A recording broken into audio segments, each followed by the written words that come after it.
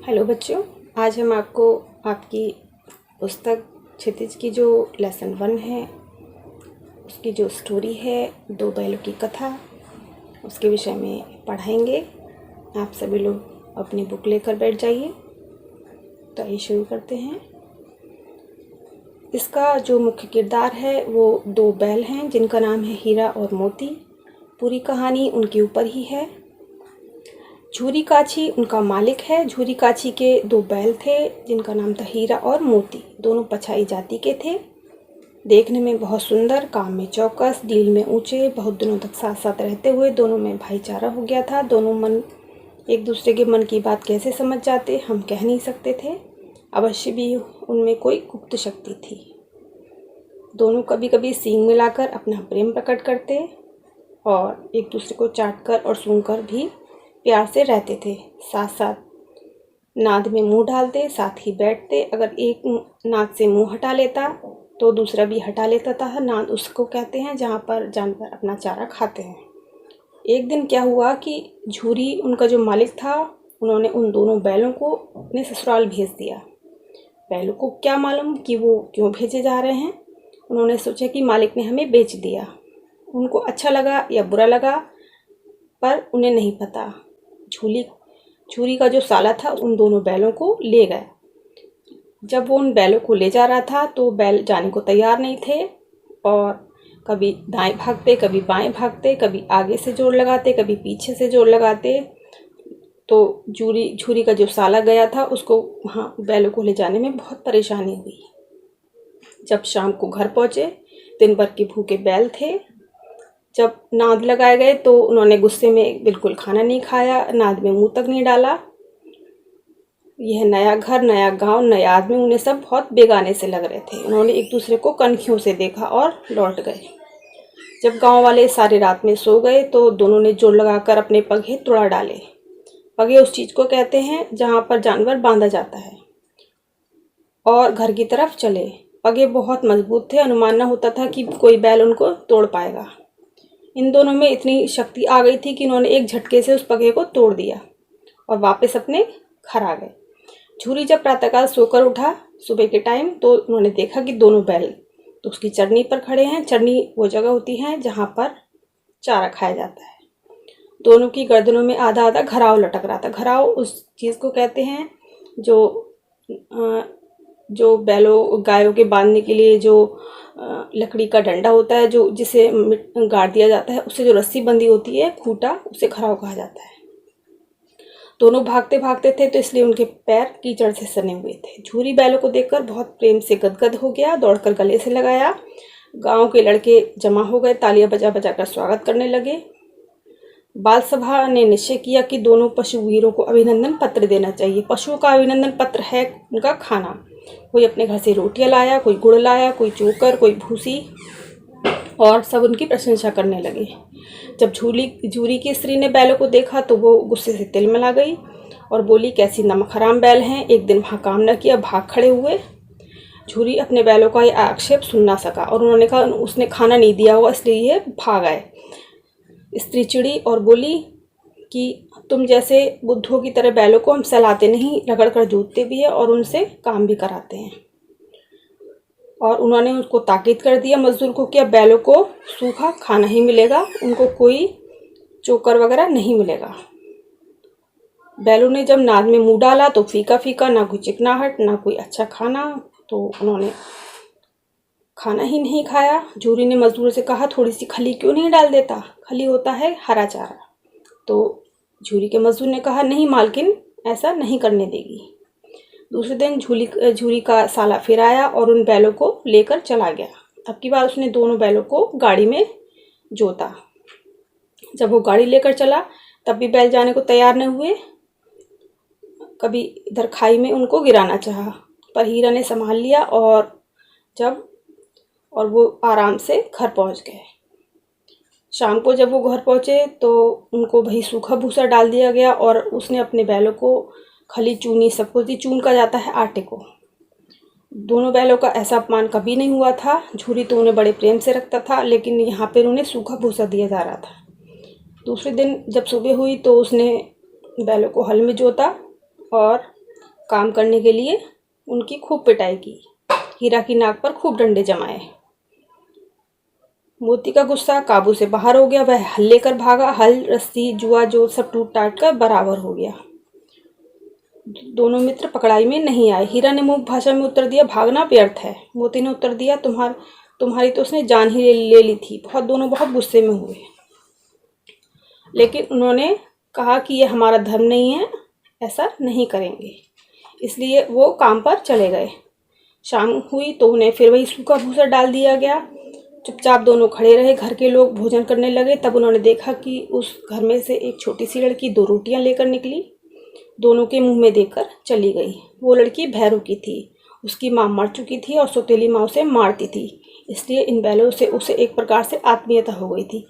वो अपनी और बैलों की जो कंडीशन थी उसको एक समान समझती थी, क्योंकि उसके साथ भी अच्छा व्यवहार नहीं किया जाता था और वैसा ही व्यवहार उन बैलों के साथ भी किया जा रहा था। दोनों दिन भर जोते जाते और डंडे खाते, अड़ते और शाम को थान पर बांध दिए जाते और रात को वही बच्ची उनको 2 रोटियां खिलाकर चली जाती। प्रेम का इस प्रसाद की यह बरकत थी कि 2 गाल सूखा भूसा खाकर भी दोनों दुर्बल नहीं होते थे और दोनों की आंखों में, रोम रोम में विद्रोह यानी गुस्सा भरा हुआ था।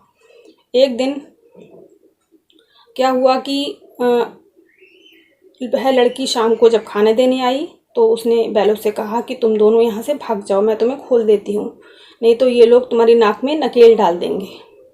उसने घराव खोल दिया। घराव जो खूंटे से जो रस्सी बंधी होती है उसे घराव कहा जाता है। दोनों चुपचाप खड़े रहे और भागे नहीं। वो क्यों नहीं भागे? क्योंकि उन्हें ऐसा लगा कि अगर वो भाग जाएंगे तो सारी आफत इस लड़की पर आ जाएगी और इसके साथ फिर बहुत बुरा सलूक होगा। तभी लड़की ने थोड़ा साहस दिखाया और चिल्लाई कि देखो, दोनों फूफा वाले बैल भागे जा रहे हैं। उसने बैलों को भगा दिया। ओ दादा, दोनों बैल भागे जा रहे हैं, जल्दी दौड़ो, उनको पकड़ो। गया हड़बड़ाकर भीतर से निकला और बैलों को पकड़ने चला। वो दोनों भाग गए, बेतहाशा भागे और भागते भागते उन्हें रास्ते में एक मटर का खेत मिला।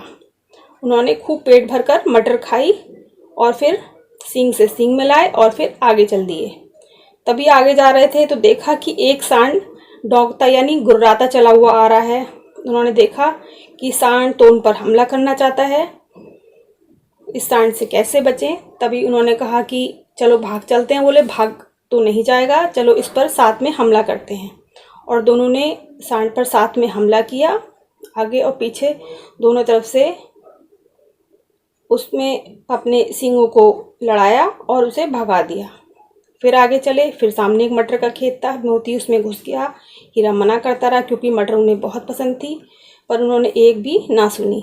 अभी 2-4 ही ग्रास यानी 2-4 ही बार उन्होंने मुंह डाला था कि 2 आदमी लाठियां लेकर दौड़ पड़े। वो शायद उस खेत के मालिक के रखवाले थे, जो खेतों की रखवाली के लिए रखे गए थे। दोनों मित्रों को घेर लिया गया और उन्हें पकड़ लिया गया। दोनों मित्र भाग तो सकते थे, लेकिन एक मित्र फंस गया और दूसरा मित्र उसको बचाने के लिए नहीं भागा और उसको वहीं उसके पास आ गया। प्रातःकाल दोनों मित्र कांजी हाउस में बंद कर लिए गए। कांजी हाउस उस जगह को कहते हैं जहाँ पर आवारा जानवर बंद किए जाते हैं और वो तब छोड़े जाते हैं जब उनका मालिक उनको कुछ मूल्य चुकाकर उनको वापस ले जाता है, और अगर उनका मालिक नहीं आता तो वो नीलाम कर दिए जाते हैं।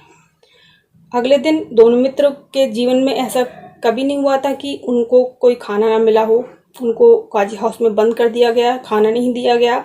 उन्होंने काजी हाउस में देखा, वहाँ कई भैंसें, बकरियाँ, घोड़े, गधे सब कुछ था, लेकिन खाना नहीं था।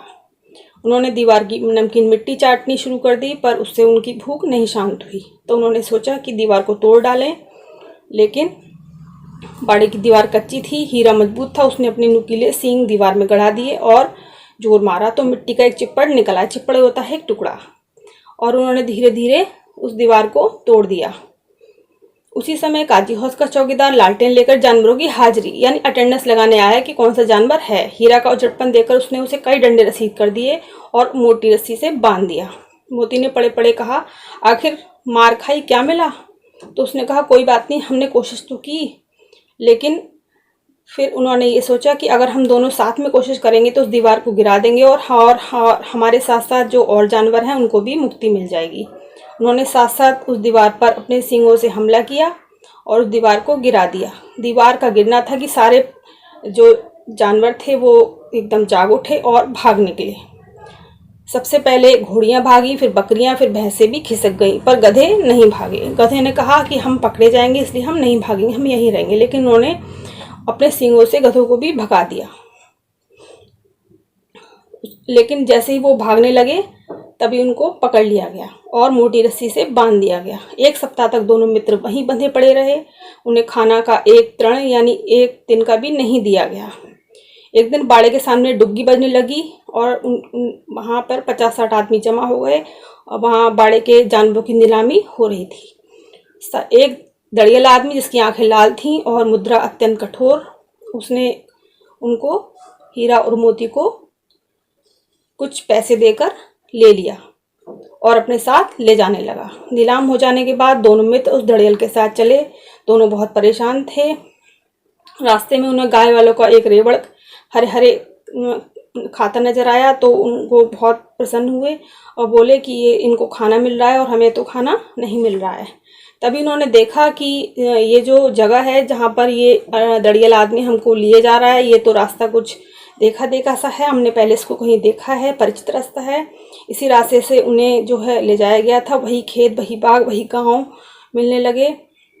उनको वही कुआं दिखाई दिया जहाँ पर वो पुर चलाने आते थे। पुर वो होता है जहाँ पर चारों ओर घूमकर वैसे पानी निकाला जाता है। मोती ने कहा हमारा घर आने वाला है। हीरा बोला भगवान की दया है, मैं तो घर भागता हूँ। और दौड़कर दोनों भाग गए और अपने थान पर चले गए।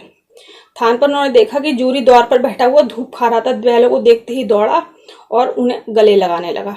मित्रों की आंखों में आनंद के आंसू बहने लगे और उनमें से एक झूरी का हाथ चाटने लगा। दड़ियल ने जब जाकर देखा, बैलों की रस्सियां पकड़ ली कि ये तो मेरे बैल हैं। झूरी ने कहा नहीं, ये तो मेरे बैल हैं, तुम्हारे बैल कैसे? मैं तो उन्हें मवेशी खाने से नीलाम करके लाया हूँ। तो झूरी ने कहा चुपके से चले जाओ, ये मेरे बैल हैं, मैं बेचूंगा तभी बिकेंगे। मेरे बैलों को नीलाम करने का अधिकार किसी को नहीं है। तो अड़ियल आदमी बोला मैं तो थाने में रपट कर दूंगा। तो उन्होंने कहा कि ये तो मेरे बैल हैं, इसका सबूत ये है कि ये मेरे द्वार पर खड़े हैं। दड़ियल ने जल्लाकर बैलों को जबरदस्ती पकड़ ले जाने के लिए बढ़ा, लेकिन उसी वक्त मोती ने सींग चलाया और दड़ियल को भगा दिया और उसको गांव के बाहर तक उसको छोड़ता हुआ आया। मोती विजय शूर की भांति उसका रास्ता रोके खड़ा था और गांव के लोग यह तमाशा देख रहे थे और हंस रहे थे। थोड़ी देर में उनकी नादों में खली, भूसा, चोकर और दाना भर दिया गया। दोनों मित्र खाने लगे। झूरी खड़ा दोनों को सहला रहा था। 20 लड़के तमाशा देख रहे थे। सारे गांव में उछा मालूम देता था। उसी समय मालकिन जो पहले बहुत उनसे चिढ़ रही थी, उसने आकर हीरा और मोती के माथे को चूम लिया। तो ये थी 2 बैलों की कहानी, हीरा और मोती। कहानी प्रेमचंद जी ने लिखी है। प्रेमचंद जी इस कहानी के लेखक हैं। प्रेमचंद जी का जन्म 1980 में बनारस के लम्ही ग्राम में हुआ था। प्रेमचंद की जो कहानियां हैं वो मानसरोवर में के 8 भागों में संकलित हैं और उनके प्रमुख उपन्यास हैं सेवा सदन, प्रेमाश्रय, रंगभूमि, कायाकल्प, निर्मला, गबन, गर्म भूमि और गोदान। तो बच्चों, अगले वीडियो में मैं आपको और भी लेसन के बारे में जानकारी दूंगी।